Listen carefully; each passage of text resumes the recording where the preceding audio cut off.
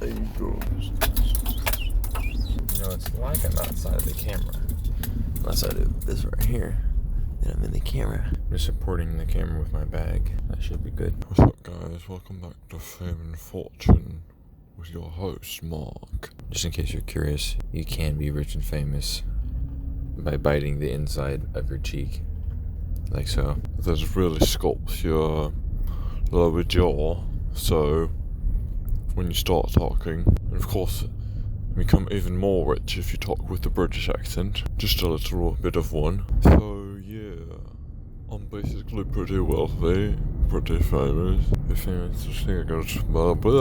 not gonna do that. I'm not gonna do that. You know, some of you guys act like really weird fans. And I'm not talking about me, I'm talking about other people. Like, not about me, but other people. I've definitely ran into my fair share of very, very well-known people in the film industry, and I'm here to say they are regular people. They have a lot of influence, they have a lot of money and fame, but they're still regular people. They poop just like you do. No need to get all concerned about every little thing they're doing.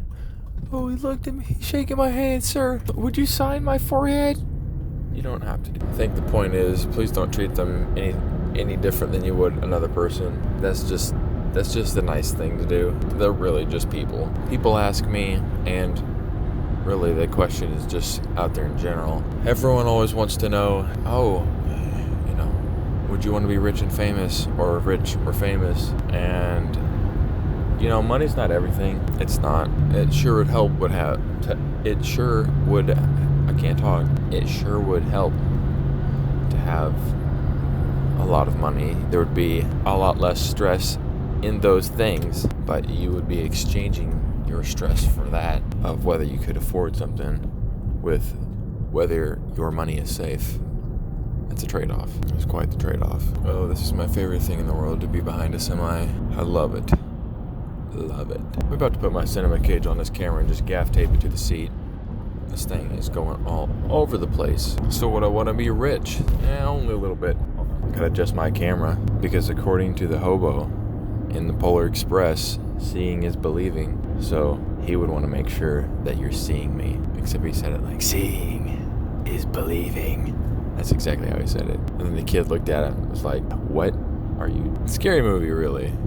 Quite terrifying. I think the moral of the story for that one, for kids, is definitely get on the midnight train, because anything that takes you to Santa Claus is worth it, including talking to ghosts and climbing on top of trains. That movie is something else. Sorry, that was a tangent. Okay, so there's two sides of that one coin. There's rich, famous, there's kind of both. Would I want to be famous? Let's go with no. Not very. You know how difficult it would be to just, run in Walmart, run into any of these different stores and restaurants and get stopped all the time. Now, I already get stopped all the time, but that's beside the point. This would be stopped by people you don't know, but I am frequently stopped by people I don't know. So I don't know that anything would really change. But also, I like talking to people. But here's the deal. Would I want to continue? Would I continue to like people? I mean, I think the answer is yes. But put myself in a situation where I potentially have a family, potentially have wife and kids. In that situation, I have to think about their well-being as well and what their desires are. So wealth is an easy one. If you steward your money well, then I think that's fine. That's even great for a family. You can support a family, and that's good. But fame is a little different, and you would have to take into consideration them as well and their safety and all those things. And that's a really dad-like answer. Wow, that's almost not even funny. That's just kind of serious. Oh, what a boring dad-like answer. But that's the answer, so too bad. I think my blend here is, I want to blend, I got a lot of stuff I want to talk about, but I want to blend comedy, and then I want to blend kind of some seriousness, some wisdom, sprinkle it all in, kind of mix it up. Why is everybody getting over to the right lane? I don't see anything up ahead. They've just decided it's driving the right lane day. what a day. So if I try to mix comedy and I try to mix it with a little bit of seriousness, a little bit of wisdom, then maybe you'll learn a little bit. Maybe it's less than just, you know how much wisdom you'd get by reading a joke book? Well, I have, and I didn't get very much. In fact, then you just know a bunch of knock-knock jokes. There's really, if you haven't read a joke book, go read a joke book. I don't know who's sitting around building puns and jokes, and I know comedians like write their stuff down in books, but I don't know who's actually writing these joke books. And really, they're not that funny. Some of them will catch you off guard, but I've also yet to find a dark humor joke book. I'm sure they've got them out there.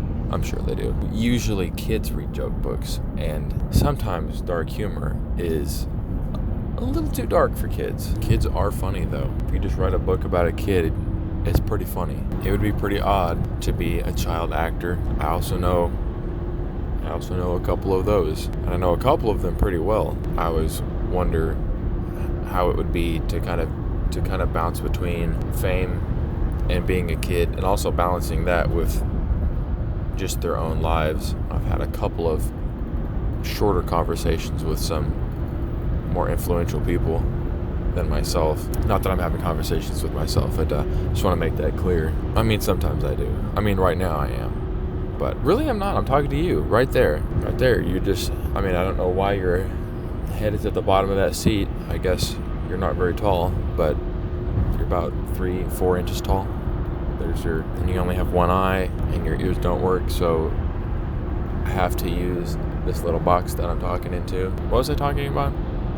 Oh, yeah, so I talked to a couple of my friends that were child actors, and it seems like a pretty tough thing. I feel like it's hard to come out of that and still have integrity, and a lot of these guys and gals do, which is very surprising to me, considering how the industry is. The industry is pretty brutal, but that's what it is. I've been cussed out before 4 times by 4 different people, all before 7 a.m. But what a day. That was a day.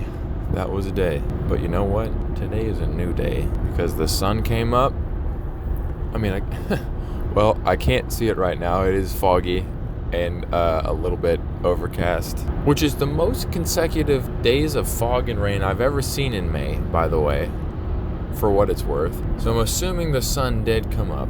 I haven't seen it yet, so for all we know, there might not be a sun right now, but there's at least a faint ethereal glow coming from the sky, which I can only assume to be the sun. But that's logic right there. There's famous, and then there's infamous. Infamous is somebody that is famous for doing something stupid. So don't do something stupid. Although sometimes I feel like that's easier to do. Like the Mona Lisa. Did you know that?